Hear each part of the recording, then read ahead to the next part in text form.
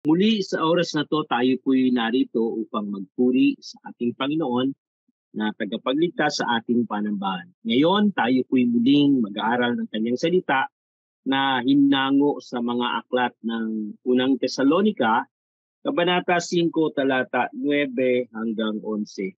Sama-sama po nating basahin. Ganito po ang sinabi sa Tagalog: hindi tayo pinili ng Diyos upang parusahan, kundi upang iligtas sa pamamagitan ng ating Panginoong Hesukristo. Namatay siya para sa atin upang tayo'y mabuhay na kasama niya, maging buhay man tayo o patay na sa kanyang muling pagparito. Dahil dito, palakasin ninyo ang loob ng bawat isa at magtulungan kayo tulad ng ginagawa ninyo ngayon.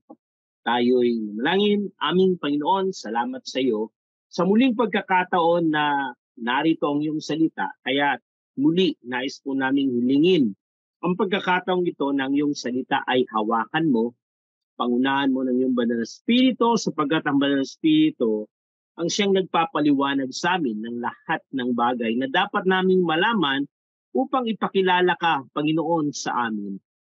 Aming dalangin na maintindihan namin ang mga dahilan at layunin mo sa pagkapili mo sa amin. Sa iyo po namin dinadalangin na muli mong kilos ang iyong pag-ibig at pangunawa sa amin upang ang iyong salita ay maging pagpapala at kalakasan sa bawat isa. Kaya mo ang bawat isa na narito na makarinig ng iyong salita ay matatapos sa isang desisyon na nais namin maglingkod sa iyo. Salamat, Panginoon. Sa iyo po namin hiningi na ikaw ang gumabay mula sa aming pangungaral, pakikinig, pangunawa at pananampalataya na siyang tatanggap sa lahat ng biyaya ng salita. Sa pangalan ni Jesus ng aming dalangin. Amen. Amen. Dito sa ating binasa sa Tesalonika, makita natin na aklat ng Tesalonika ay may kinalaman sa kalagayan ng may mga Kristiyanong nalilito sa isang pangako ng Diyos na kanyang pagparito. Marami sa mga Kristiyano parang nalito sila na pagpaparating ng Panginoon, kaya't marami sa kanila yung parang wala nang ginagawa, wala nang pangarap sa mga susunod na buhay, kasi alam nila mawabaliwala rin naman yung kanilang ginagawa kasi darating na ang Panginoon. At isa pa doon, makita natin mali yung kanilang pangunawa patungkol sa pagdating ng Panginoon. Kaya ang nangyayari, tatlong bagay yung nangyayari. Una, ini-ignore nila yung mga bagay na mahalaga, ignore it, deny it, and fear it. No? Una, ini-ignore nila, hindi nila ginagawa yung tama na dapat nilang ginagawa araw-araw. At pangalawa, makita din natin yung dinideny nila. Parang kulang sila sa kaalaman patungkol sa katotohanan at kapag may nagsabi ng katotohanan, ayaw nilang tanggapin. Kasi yun na yung kanilang pananaw sa bagay na yun. Yung pangatlo, natatakot sila sa araw na yun kasi dahil nga sa kakulangan ng kaalaman. Kaya dito, pinayag ni Pablo na ang pagdating ng Panginoon ay totoo at ito'y darating. Kahit na ito'y na-delay, tiyak na ito'y darating. Hindi niya sinabi eksaktong oras, hindi niya sinabi yung ilang mga bagay na dapat malaman ng tao, pero sinabi niya na ito'y totoo. Ito'y mangyayari at tiyak. May binanggit siya na dito sa mga talatang ating pinag-aralan, makita natin verse 1 hanggang 2 na sinasabi niya na alam nyo na yung maraming bagay pero ayaw nyo lang tanggapin ayaw nyo lang paniwalaan Pero alam nyo na, kaya hindi niya na dinitalin lahat ng yun. Pero binanggit niya sa 4 to 6, makita natin na hindi kayo dapat matakot doon, hindi kayo dapat mag-alala doon kasi hindi kayo, yung second coming ng Panginoon, hindi ito para sa kaparusahan nyo. Kundi dahil kayo anak sa liwanag, dahil wala kayo sa kadiliman, kaya hindi kayo maapektuhan nito. Kaya dinidiin niya noon dito, wala kayong dapat ikatakot. Wala kayong dapat ikasama ng loob.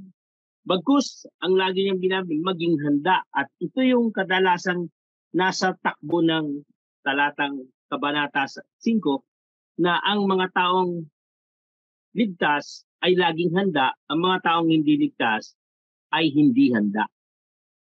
Kaya matutulad sila sa pagdating ni Noah na hindi sila handa. Masusurprise sila. Pero ang mga taong ligtas ay na-excite sa pagdating ng Panginoon.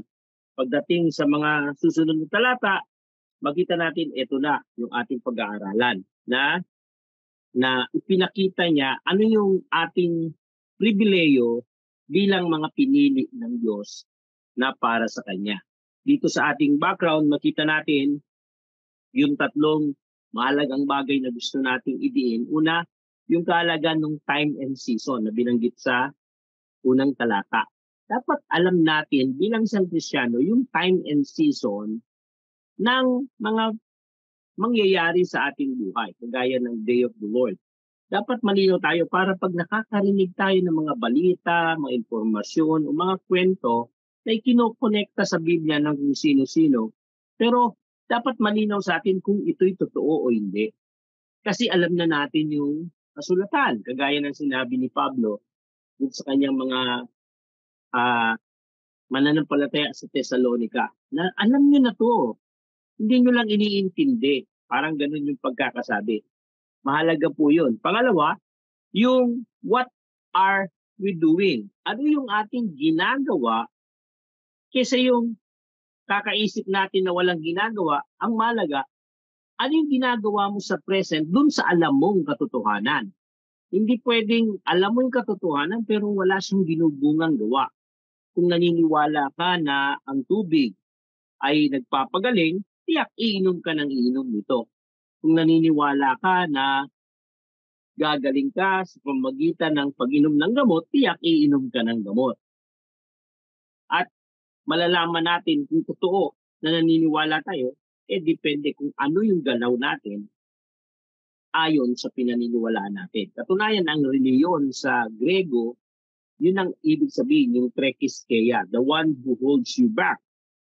Kung ano yung pinaniniwalaan mo, siyang nagko-control sa'yo. At yun yung mahalaga sa mga taong ligtas. At yung pangatlo ay yung konsepto na yung biyaya ng pagiging ligtas. Yung pagpapala, hindi ka lang ligtas, kundi meron ding biyaya na inilaan na sa iyo ang Panginoon dahil ikay ligtas. No? Dahil ikay pinagpala ng Diyos. Nasa iyo na, hindi ka na nakalaan dun sa distraction, dun sa kapamakan, kundi nakalaan ka na sa kaligtasan. At yun yung malinaw na ibinibigay ng Biblia at hindi lang sa talatang ito, maging sa napakaraming talata. Tayo'y nasa liwanag na, tayo'y ligtas na. Kaya yung biyaya ng pagiging ligtas, makikita natin isa-isa mamaya. Okay. Kaya dito, una, binibigyan natin diin yung unang talata sa verse 9, nang sabi niya, hindi tayo pinili ng Diyos upang parusahan, kundi upang iligtas sa pamamagitan ng ating Panginoon. Kaya dito yung word na yung salitang ginamit dito yung God's appointed, yung appointed as, yung word na to malinaw na hindi tayo ang may gawa. Ang Diyos ang siyang nagsagawa ng pagpili sa atin para wag tayong maparusahan. Katunayan, nung narinig natin ang salita ng Diyos, nung pinahayag ang salita ng Diyos, nung tayo'y kumilala, magkita pa rin natin doon na paano mong narinig kasi ang Diyos ang gumawa ng paraan para ipahayag yung salita ng Diyos na iyong narinig. Pangalawa, Banal Espiritu ang nagbigay ng kakayahan para ating maintindihan at ang Banal Espiritu ang nagpalambot ng ating puso upang ito'y ating tanggapin at papasukin sa ating puso. At yun yung dahilan na tiyak na ikay pinili ng Diyos nung araw na yun. Tinakda ka ng Diyos, ito yung tinatawag nating doctrine of election. Pero dun sa araw na yun, kung titingnan natin, hindi yun ginawa ng Diyos at para kawawain yung iba at iligtas ang iba. Hindi niya rin pinipili yung mapapahamak. Malinaw sabi ng Biblia, pinili niya lahat. Kaya lang sabi niya sa Romans chapter 8, verse 28 to 30, sabi niya, yung lahat ng umibig sa Diyos ay lahat ng bagay nagkakalapit-lapit na gumagawa. At doon sa nakita niya, doon sa kanyang foreknowledge na mga tatanggap, inihanda niya ang lahat ng bagay para sa kanila. Kita natin, nakita na ng Diyos kung sinong tatanggap sa kabila pagkatapos ng ating marinig ang salita ng Diyos. At doon sa nakita niya, yun yung kanyang inihanda. At dito makita natin yung paghahanda ng Diyos, pinili niya tayo, sinagawa niya lahat para maintindihan natin. Kaya tayo hindi para sa kaparusahan, kundi tayo ay para sa kaligtasan dahil sa ating Panginoon Yesus. Siya ang nagbigay sa atin ng ganap na kaligtasan at bigay ng kakayahan. Ngayon, dahil siyang namili, tiyak, perpekto ang buhay mo. Kaya nga itinatawag natin doctrine of salvation, justification. Nung pagpili sa iyo ng Diyos, yung oras na yon, naging malinis ka, naging matuwid ka. Sabi, God's declare us righteous. Dahil dun sa ginawa ni Jesus, hindi dahil dun sa ginawa natin. Dun sa pagpili ng Diyos, diniklara niya tayong matuwid. Kaya, anumang araw dumating ang Panginoon, wala kang pangamba kasi alam mo, ikay matuwid. At dun sa pamumuhay naman sa mundo ito, hindi ka matatakot na anong gagawin ko. Kasi diniklara na ng Diyos na ikay matuwid, nararapat lang na ang pamumuhay natin ay matuwid. Sumusunod yung gawain sa kaurian. Kung ano yung kaurian, kung ano yung nasa isip mo, kung sino ka, susunod yung galaw mo, yung puso mo sa bagay na yun. At dito, pinilinaw ng Diyos, pinili niya tayo. Siya ang namili sa atin upang wag parusahan, kundi para iligtas. At dahil doon, makita natin susunod yung ating galaw sa pagkapili sa atin at pagkadeklara kung sino tayo. Perpekto yung DNA natin. Yung pagpili ng Diyos sa atin, makita natin kung ang issue ay kaligtasan, ay kasalanan, wala nang kasalanan ang hindi natin kayang paglabanan. Kasi si Jesus na ang naging kalakasan natin, naging kapangyarihan natin. Punta tayo sa creation. Nung nilikha ng Diyos ang maraming bagay at nakita niya ang maraming at ginawa niya lahat-lahat, laging sa dulo sabi niya, at nakita ng Diyos na mabuti at pinagpala niya. Tapos, at makita natin mga yung salita pang be fruitful and multiply. Lahat ng nilikha ng Diyos, nakakabit yung be fruitful and multiply. Laging ganun. Nung nilikha siya ng hayop, binigyan niya ng lalaki at babae upang ito'y dumami at maglika ng kagaya niya. Nung nilikha niya mga halaman, nilagyan niya ito ng buto upang ito rin ay maglika ng katulad niya. At makita natin nung nilikha niya ang tao, si Adan at Eva, at ito'y inutusan niya ng be fruitful and multiply, na ito'y maglilika rin ng isang taong katulad niya. Ngayon, punta tayo sa kaligtasan. Ang kaligtasan, pinili ka ng Diyos, gumawa ang tao ng bagong katauhan sa buhay ng taong makasalanan. Kaya pagkatapos tayong likain ng Diyos, ang susunod, nakadisenyo na kaya sa pagpili sa iyo ng Diyos, sa pagkalika sa iyo ng Diyos, gagawa siya uli ng pagkakataon na be fruitful and multiply. Kaya inaasahan ng Diyos, kaya tayo pinili upang iligtas kasi sa ating pagkaligtas, magiging mabunga yung ating buhay. Anumang gawin ng taong pagplaplano para siya maging mabunga, anumang gawin ng tao para siya maging matuwid at matagumpay, walang kabuluhan kung wala ang pagiging ligtas. Kung wala ang unang pagpili ng Diyos, doon lang nagsisimula lahat. Minsan, yung lagi kong nabanggit, yung pag sa counseling, may lalapit na tao para magpa-counsel at sa secular counseling, makita natin, hinahanap yung mga naging problema sa history, sa past niya, sa mga pangyayari niya, experiences. Pero kung ibubuod natin sa biblical counseling, kaya nangyari ang hindi magandang bagay din sa tao kasi dahil sa malayo siya sa Panginoon o dahil may pagsubok siyang dinaranas sa Panginoon. Ngayon, kung hindi mo masolve yun sa pamagitan ng Panginoon, kahit anong galing ng counselor, babalik at babalik yung problema ng tao. Kasi kadalasan ng problema ng tao ay dahil nawala ang Panginoon sa kanya. Nawala siya sa Panginoon. Lumihis siya ng kanyang buhay. Kaya napakahalaga mga kapatid na maintindihan natin doon pa lang sa pagpili sa iyo ng Diyos para kanya iligtas, babaguhin niya ang buhay mo. Iibay niya yung buhay mo. Kaya nung ikay ligtas na, dapat nating maintindihan, hindi lang niya binago ng isang araw pagkatapos ng pagkaligtas yung buhay natin. Araw-araw, mayroon siyang ginagawang bago sa araw-araw nating buhay. Kaya hindi pwedeng lumayo sa Panginoon. Hindi pwedeng iwanan mo ang Panginoon. Hindi pwede na nung magawa mo ng pagkakilala sa Panginoon, tapos na ang lahat ng bagay. Hindi. Dapat araw-araw hinahanap mo ano naman yung lilikay ng Panginoon sa buhay mo. Kasi kaya kanya iniligtas ay kasi yun yung kanyang minabuti at isinaayos. At yun, magkikita natin yung kabutihan ng Diyos para sa atin. Maalala natin yung sa Matthew, nung nakita ng Diyos yung fig tree or yung puno, at nung pumunta siya dito, ito yung mabunga at madahon. At nung lumapit siya para kumuha ng bunga kasi siya'y nagutom at nakita niya wala itong bunga, sinumpa niya yung puno. Kaya't maya-maya biglang nabagsak yung lahat ng kanyang dahon at ito'y namatay. Umanga yung mga kanyang alagad.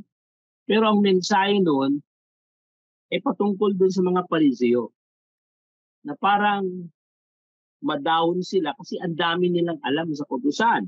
Ang dami nilang alam patungkol sa batas ng Diyos, sa mga propesiya at mga pangako ng Diyos.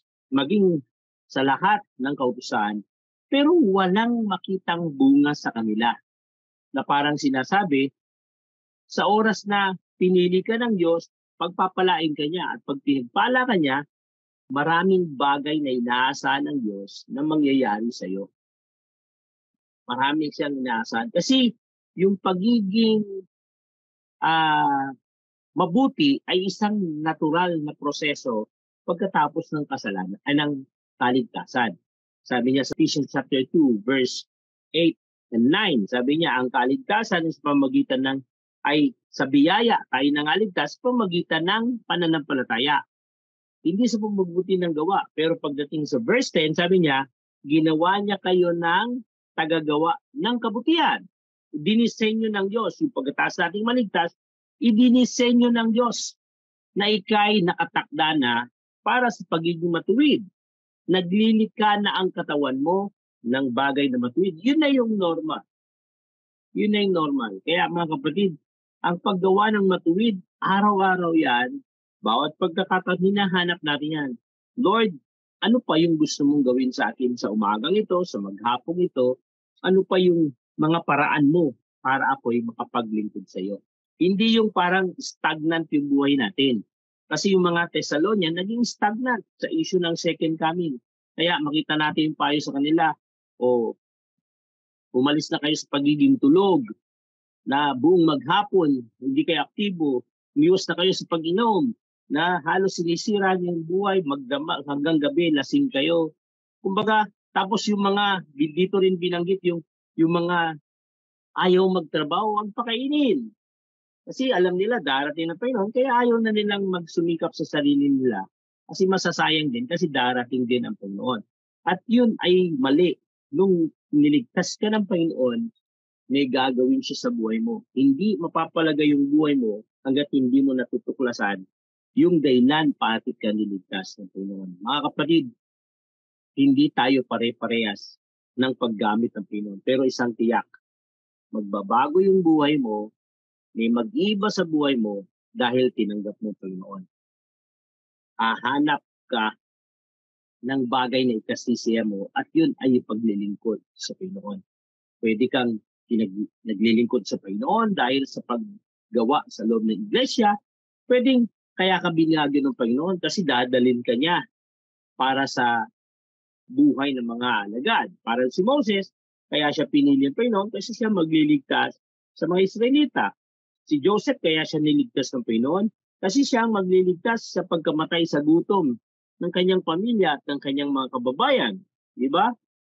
At makita natin, walang pinili ang Diyos na walang ginampanan. At yun yung malaga na dapat nating maintindihan. Sa verse 9, God's appointed, divine will of God for salvation. In-appoint yun ng Panginoon at iyon ay divine will niya kasi para sa ating kaligtasan. Kaya wala na dapat tayong ikatakot kung ano man yung balitang marinig natin kasi tiyak na yung pagtanggap mo sa Panginoon ay isang paraan para tayo ay maligtas. Pangalawa, sa may verse 10, ang sabi niya dito ay namatay siya para sa atin upang tayo'y mabuhay na kasama niya, maging buhay man tayo o patay sa kanyang muling pagparito. Sa English, mas malinaw to na sabi niya whether sleep, no? Ginamit yung word na wake and sleep. Na ang ibig sabihin doon, hindi naman talaga patay ang usapan doon. Ang ibig sabihin doon, yung hindi ligtas at ligtas, no? Na kung madalas ginamit yung salitang yon sa ibang salin na yung patay ay yung mga namatay na mananampalataya, tinawag siya asleep, sleep, mga nahihimbing, binanggit dito. Pero dito sa verse na to, yung tinawag ditong wake and sleep, yung wake, ito yung mga nanampalataya na nakakita na ng biyaya ng Panginoon. Yung sleep, ito yung mga unsaved pa, hindi pa nakakilala sa Panginoon. Pero sabi niya, namatay siya para sa ating lahat. Namatay siya para sa ibang tao, para na hindi pa nakakilala sa Kanya at hindi naniniwala sa Kanya. At namatay din siya sa ating mga nakakilala na sa Panginoon. Yun din ang binanggit ng 1 John chapter 2 verse 2 na hindi lang para sa atin namatay ang Panginoon Jesus, kundi para sa lahat ng tao. At yun yung malinaw na dinidin dito na ang ibig sabihin, ibinigay ang kanyang buhay upang tayo ay maakay. No? Yung word na maakay, ibig sabihin, meron kang pagdadalan. Merong ilalagay sa isang kalagayan. Hindi niya iaalay ang kanyang buhay para sa wala.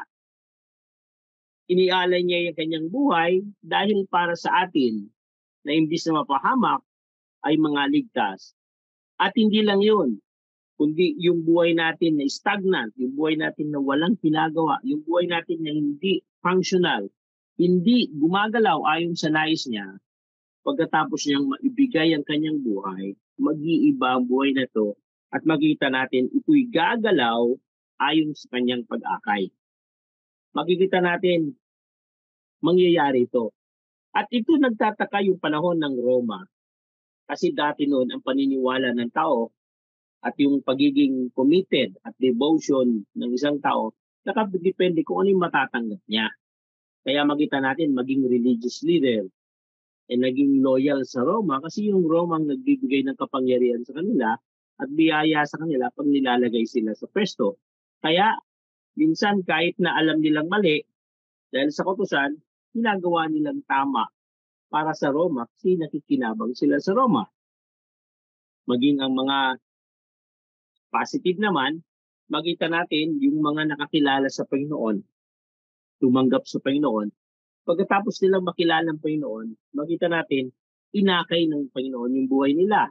Si Sakeo, pagkatapos siyang makausap ng Panginoon sa isang piging sa bahay niya, inakay siya ng Panginoon, kahit biglang sinabi niya, binago siya ng Panginoon, ibibigay niya yung kalahati ng kanyang kayamanan sa mahirap at ibabalik niya ng 4 na beses yung lahat ng kanyang nadaya. Makita natin, isang sakim ay biglang naging mapagbigay.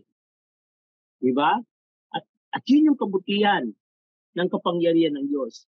Hindi siya mamamatay para sa wala. Kaya niya inialay ang kanyang buhay para yung buhay natin na walang kabuluhan ay magkaroon ng kabuluhan. At yun yung kagandahan. Isa lang ang namatay para sa ating lahat. Pero makita mo kung gaano karami ang tao na nabagong buhay dahil sa pagkamatay ng isang tao na siyang ating tagapagligtas, ang ating Panginoong Diyos, na walang iba kundi ang ating Panginoong Yesus. Dapat makita natin, tayo na yung tinatawag na wake. Ibig sabihin ng wake, aktibo, nakakaintindi, gumagalaw. Yung asleep, ito yung wala kang aasahan sapagkat hindi pa niya nakikilala ang Panginoon. Kaya makita natin yung ating pagkilala sa Diyos, ang siyang nagpapaliit ng ating desire sa ating sarili at nagpapalaki ng ating desire paano paglingkuran ang ating Panginoon. Yung purpose niya, ang pinaka-best na kaloob na plano para sa buhay natin. Anumang ambisyon mo, hindi yan ubra dun sa ambisyon ng Panginoon para sa iyo. Kasi inialay niya ang kanyang buhay para sa atin at itatakda niya ang buhay mo para maging kahawig ng buhay niya. Kaya nga nagiging part tayo ng katawan ni Jesus kasi siya yung namatay para sa atin. Ngayon, yung anumang binigay niya sa iyo, yun ngayon ang gagamitin niya para pagpalain ka. No? At dito makita natin ang layunin ng Diyos sa atin ay napakaganda, napakabuti. At huwag tayong papayag na natatapos ang ating buhay, na lumilipas ang mahabang panahon ng ating buhay na hindi natin alam yung purpose ng Diyos para sa atin. Nakakalungkot na ang purpose natin ay hindi natin naintindihan. Kapag ang isang tao ay gumagalaw na hindi niya alam yung purpose niya, nagsasayang siya ng oras. Dapat hanapin natin yung purpose natin. Alam nyo, maraming dahilan paano makapaglingkod sa Diyos. Isa ang dahilan ng Diyos bakit siya namatay sa krus. Para tayo iligtas, para tayo gamitin, para sa Kanya. Para yung Kanyang buhay ay maging katulad ng buhay natin. Ibig sabihin, kung ang buhay natin galing sa Panginoong Yesus, hindi yan mahinang buhay. Yan ay buhay na aktibo, yan ang buhay na kapangyarihan. At yun yung maganda sa ating Panginoon. Yung binigyan kanya ng purpose, dapat malaman natin, Panginoon, ano yung gampanin ko sa araw-araw? Paano mo kung dadalhin o paano ko maglilingkod sa iyo sa iba't ibang paraan? At dito, makita natin na muli siyang darating at bago siya dumating, gusto niya na nagawa natin yung dahilan bakit kanya niligtas. Gusto niya maging tayo at maging para sa Kanya. Panguli, sa verse 11, sabi niya, dahil dito palakasin ninyo ang loob ng bawat isa at magtulungan kayo tulad ng ginawa ninyo ngayon. Ginagawa ninyo ngayon. Makita natin dun sa mga alagad sa Thessalonian Church, makita nila meron silang gampanin na nung sinulatan sila. Nagtutulungan sila. Pinalalakas nila ang loob ng isa't isa. At yun yung ginagawa nila. Na parang pinuri ni Pablo, bakit? Kasi nangyari yung pangatlong bagay. Ano to? Pinatatag upang magpatatag. No? Kanina, nakita natin yung salitang pinili upang iligtas, pinili ka ng Diyos upang iligtas ka niya, alisin ka niya doon sa kapamakan, dinala ka niya sa kaliwanagan. Pangalawa, nakita natin, ibinigay ang kanyang buhay upang tayo ay maakay. Upang mangakay, pinili niya tayo para tayo ay maakay para sa nais niya. Kumbaga meron siyang layunin at yung panguli, makita natin, pinili tayo ng Diyos, dito, pinatatag tayo upang tayo rin magpatatag. Sabi niya, dahil dito, palakasin niyo ang loob ng bawat isa, magtulungan kayo tulad ng ginagawa ninyo ngayon. At ito yung napakaganda. Pagkatapos kang patatagin ng Panginoon, pagkatapos niyang ibigay yung calling mo, pagkatapos kanyang italaga para sa bagay na paano ka makakapaglingkod sa Kanya, sabi niya, gagamitin din kita para sa iba. Hindi lang tayo maglilingkod sa Diyos. Ang paglilingkod sa Diyos, kasama yung kapwa, kasama yung nakapaligid sa iyo.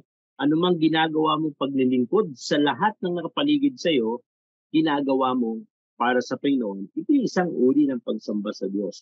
Ito yung mabuting bagay, no? Ito yung tinatawag na mobilize, no?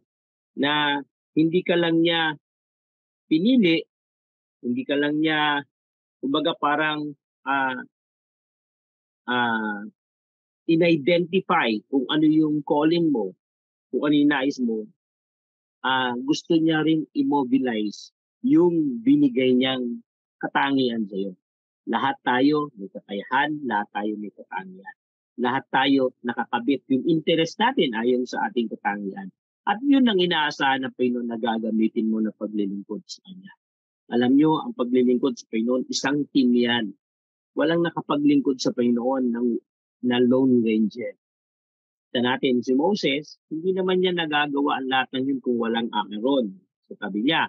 Hindi niya magagawa ang lahat ng yun kung walang si Pora na asawa niya. No? Ah, hindi magagawa ni Moses ang lahat ng yun kung wala si Jethro na biyenan niya, kung wala si Hobab na bayaw niya. Kasi siyang naggabay sa kanila dun sa wilderness. Nagpadala ang Diyos ng mga leaders ng bawat Israel, si Joshua, si Caleb, si Nun, para maging matagumpay. Yung isang Moses na pinili ng Diyos para maglingkod para sa iba. Ganon din si David. Makita natin yung kanyang mga tauhan na 30, ng mga dakilang tauhan. Malaking ginampanan nito para maging mabuting hari si David. Malaking ginampanan ni Samuel sa buhay ni David para maging mabuting hari si David at maging malapit sa Diyos. Hindi siya nag-iisa. Merong team na nakasama niya para maglingkod sa Panginoon, para magampanan niya yung kanyang gampanin. Maging si Joseph, makita natin na parang isolated, makita natin may mga tao na pinili ang Diyos para siya protektahan. Kagaya yung tao sa jail guard na yung favor ng Diyos ay binigay sa kanya upang palagaan si Joseph. Kaya makita natin yung salita, pagkatapos gawin ng Diyos ang lahat ng ito sa iyo, gamitin mo to para sa iba. Kaya ang word na ginamit doon is to encourage. Ang ibig sabihin ng encourage is to comfort, to exhort, no? Sa John chapter 16 verse 7 to 11, sabi ni Jesus sa kanyang mga alagad, ako'y aalis, ako'y aakyat. Pero huwag kayong matakot, huwag kayong mag-alala. Ipapadala ko yung Espiritu Santo at siyang tutulong sa inyo sa lahat ng oras. Alam niyo ba yung verse na yun, kaparehas na kaparehas ng sinabi dito sa verse 11, na parang sinabi niya na merong darating na Holy Spirit na magpapalakas sa inyo. At yun din yung sinabi niya na itong Holy Spirit na nagpalakas sa iyo, na sabi niya, na gayon din naman kayo, palakasin niyo ang loob ng bawat isa. Ganon din ang pagkakasabi. Ibig sabihin, trinabaho ng Holy Spirit, yung kanyang purpose para sa iyo, pinalakas ka, pinatatag ka, sabi ng Holy Spirit, ikaw naman ang gagamitin niya para palakasin yung buhay ng iba. Makita natin laging ganun ang pattern ng Panginoon.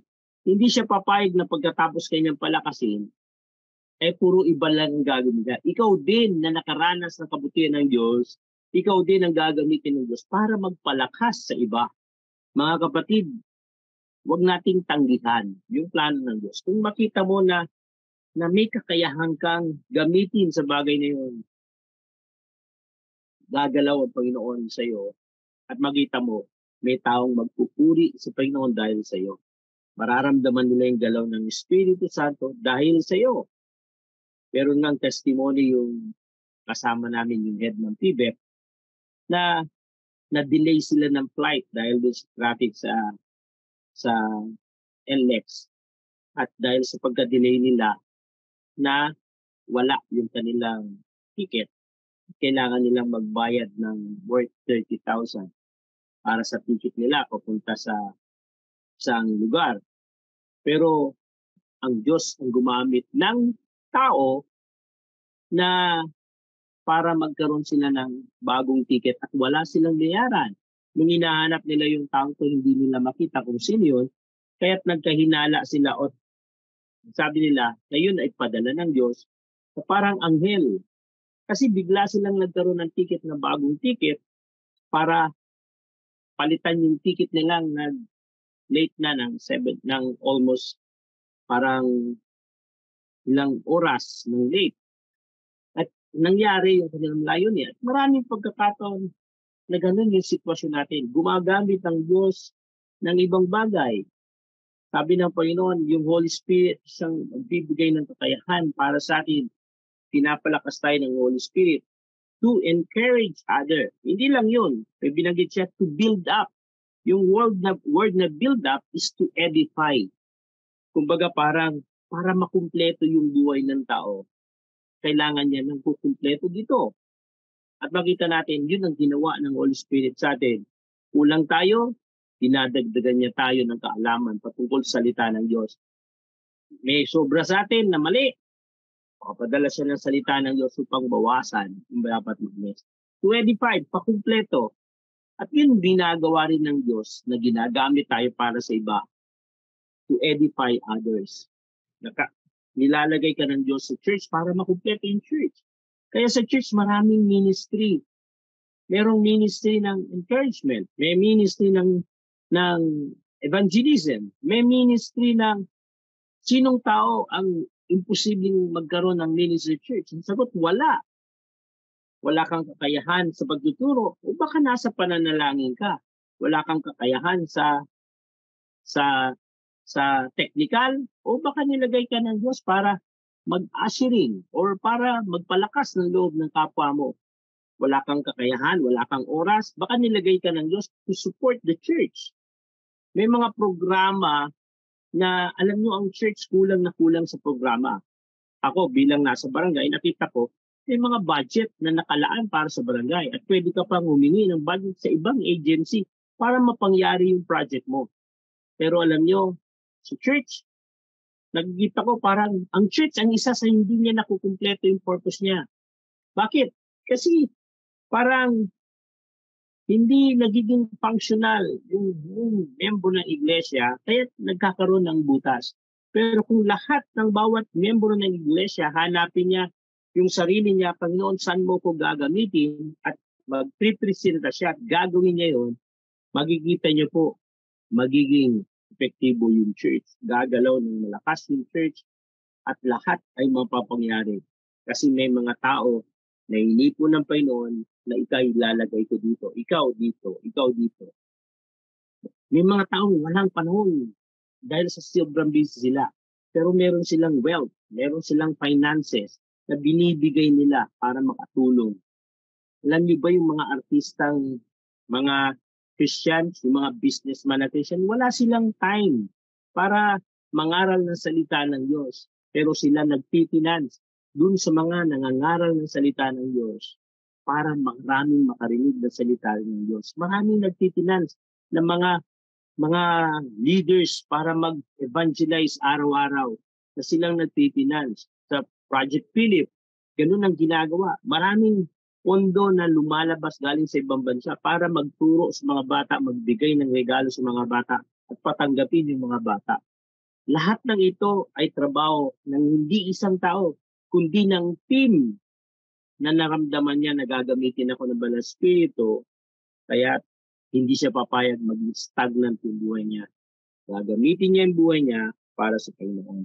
Kaya mga kapatid, sa pamagitan ng to build up, pwede kang magturo, mag-aral, pwede kang maging sa pangaral, pwedeng sa church, pwedeng sa preaching, pwedeng sa parenting, pwedeng sa youth, pwedeng sa evangelism, no?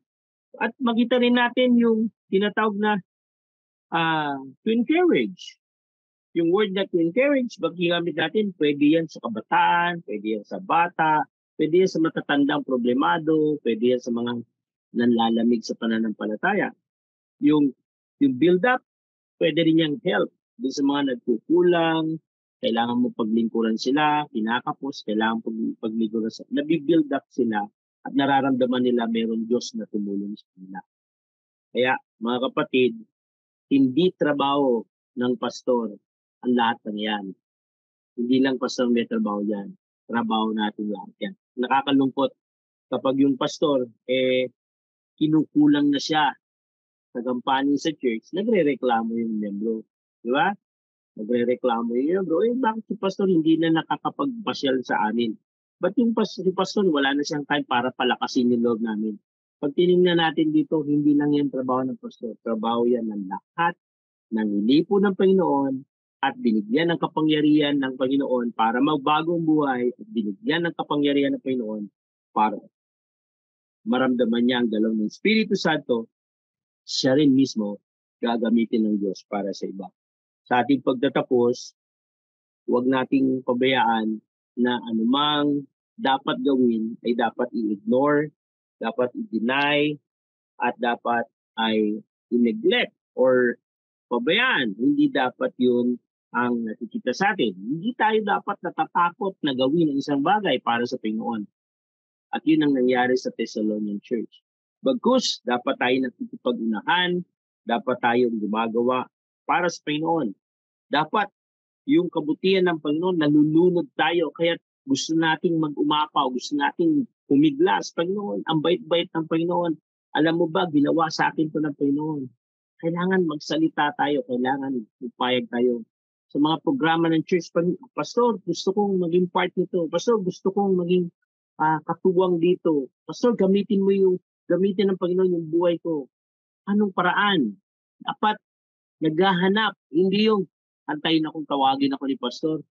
Tapos pipilitin ka, tapos pipilitin ka ni Pastor bago kapag mag-disip. Hindi ganun yun. Dapat ikaw mismo ang nagpupumilit paano ka maglilingkod sa Panginoon. Yung babae na nagbuhos ng kanyang alabaster jar, pinapurihan ng Panginoon. Hindi siya pinilit Panginoon, bigay mo yung alabaster jar mo.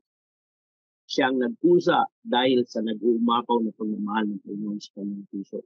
Hindi ka magiging tamad. Doon sa Thessalonian Church kasi katamaran ang issue doon. Dahil sa kawalan ng kaalaman, kawalan ng interes, kakulangan sa impormasyon. Pero kaya nga nag-aaral tayo ng salita ng Diyos para makita natin at magawa natin ng tama. Kaya makita natin, mas piliin natin yung maging proactive para sa ating buhay, para sa ating pamilya. Ang pagbabago na ginagawa ng Diyos nagsisimula sa sarili, umaabot sa sambayanan, nararamdaman sa church, at nararamdaman sa komunidad. Hindi yan natatapos, hindi yan tumutuldok, bagus tuloy-tuloy yan. Hindi yan one time, hindi yan 1 week, hindi yan 1 year. Tuloy-tuloy yan. Ang pagbabago ng proseso na ginagawa ng Diyos, tuloy-tuloy yan. Mag-immobilize natin yung sarili natin. Huwag tayong pumayag na ilang taon ka na ba sa church? Ilang taon ka na bang nakikinig ng salita ng Diyos? Parang sa puno, nung nagtanim ka ng puno ng mangga, hindi ka papayag na 20 years na hindi pa siya namumunga. Hindi ka papayag na nag-alaga ka ng baboy para pang-invest. 6 months na hindi pa rin siya tumataba. Hindi ka papayag. Bakit? Kasi kaya mo siya pinili, kaya mo siya ginawa. Kasi meron kang inaasahan na nangyayari sa susunod na panahon para sa kanya. Kaya tayo pinili ng Diyos. Hindi para maging stagnant yung buhay natin, kundi para maging epektibo yung buhay natin. At pagkat naging epektibo na, doon mo palang mararamdaman ang kasiyahan na alam mo yung purpose mo at malinaw yung purpose mo, mawawala ang anumang pagkatakot sa buhay natin at magkapalitan ng kasiyahan, satisfaction, paano maglingkod sa Panginoon. Kagaya ng sinabi ko kanina, sa creation, pinili ng Diyos, sa bawat pipili ng Diyos, hinangad niya na ito'y magpakarami at maging pagpapala para sa iba. Wala siyang nilikha na hindi pagpapala sa iba. Wala siyang nilikha na hindi dumarami. Lahat, pag pinili ng Diyos ang buhay mo, tiyak may gagantanan ka. Tiyak pagpapalain ka ng Diyos at magiging pagpapala ka para sa iba. Kaya mga kapatid, muli narito ang salita ng Panginoon. Tandaan po natin, itinakda ka ng Panginoon na maging para sa Kanya, itinakda ka ng Panginoon para maranasan mo lahat ng kabutihan niya, higit sa lahat, itinakda ka ng Panginoon para magparanas sa iba ng lahat ng naranasan mo. At yun ang gusto ng Panginoon. Maglingkod tayo sa Kanya sa paraan ng kaya natin, sa paraan ng abilidad natin. Diyos ang mapapurihan sa umagang ito, pagpapala ng Panginoon is mating lahat. Tayo manalangin. Aming Panginoon, sa iyo po namin binabalik ang lahat ng salamat at papuri. Kagaya ng Thessalonian Church, Panginoon, yung pangaral mo, yun din po ang mangyari sa amin.